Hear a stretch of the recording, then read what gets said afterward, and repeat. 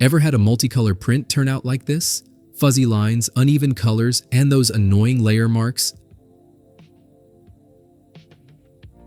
It's easy to fix, and here you see a far better result. Same file, same slicer, but way smoother layers and cleaner color separation.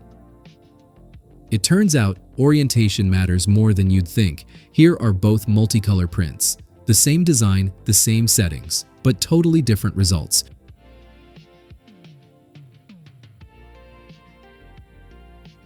You won't believe how easy the fix for a smooth top layer is. Let's find out right now.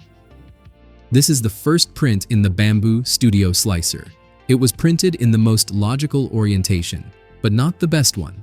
Sometimes the smartest 3D printing trick is also the simplest.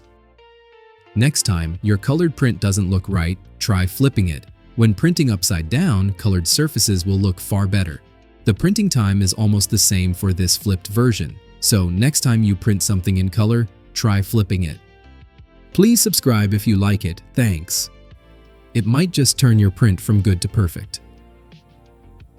The one printed upside down has smoother transitions, sharper color lines, and far fewer surface defects. You might also want to check out my 3D design channel. See you there.